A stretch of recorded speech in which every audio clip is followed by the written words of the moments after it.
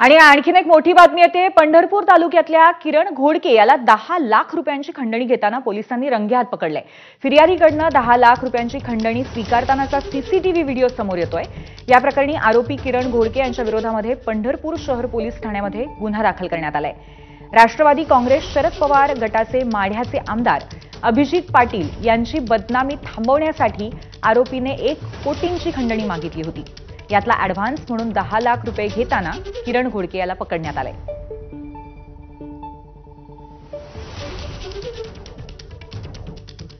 आपले प्रतिनिधी सुनील दिवाण आपल्याला या सगळ्या प्रकरणासंबंधात अधिक माहिती देतील। सुनील, काय सांगता येईल या सगळ्या प्रकरणाबद्दल?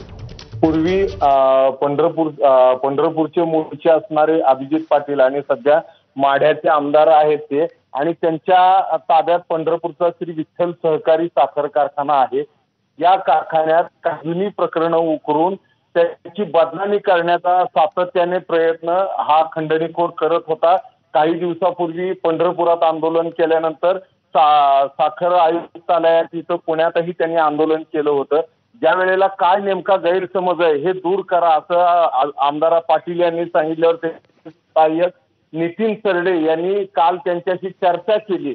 त्यावेळी या खंडणीखोरांनी 1 कोटी रुपये मला द्या, मी सर्व बदनामी थांबवतो अशा पद्धतीचं वक्तव्य केल्यावर आमदार पाटील यांनी या संदर्भात पोलिसांशी संपर्क साधा अशा सूचना त्यांच्या स्वीय सहायकाला दिल्या। मग काल रात्री पोलिसांकडे तक्रार दाखल केल्यानंतर त्यांनी पहिले 10 लाख रुपये खंडणीची पहिली रक्कम ॲडव्हान्स म्हणून घेऊन त्याला पंढरपुरातील एका हॉटेलमध्ये बोलवलं होतं, आणि त्या इथं त्यांनी 10 लाख रुपये खंडणी घेताना पोलिसांनी या खंडणीखोराला रंगेहात पकडलेला आहे।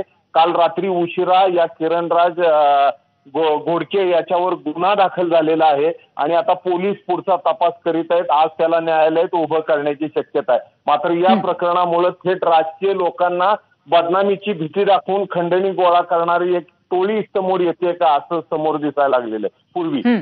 नक्कीच सुनील, धक्कादायक प्रकारे आणि पोलिसांना यामध्ये यश आलंय असं आपण म्हणायला पाहिजे। धन्यवाद आपण दिलेल्या माहितीबद्दल।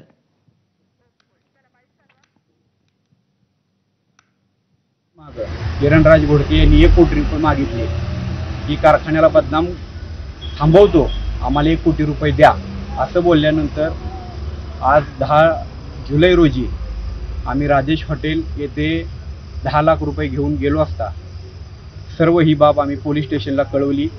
त्याच्या संदर्भाचे सर्व रेकॉर्ड्स, त्यानं 10 लाख रुपये मागणी केलेले रेकॉर्डिंग, त्यानंतर पैसे घेऊन जाताना त्याचा व्हिडिओ फुटेज आम्ही सर्व या ठिकाणी आज पोलीस स्टेशनला दिलाय, आणि त्याच्यावर आज खंडणीचा गुन्हा दाखल झालेला आहे।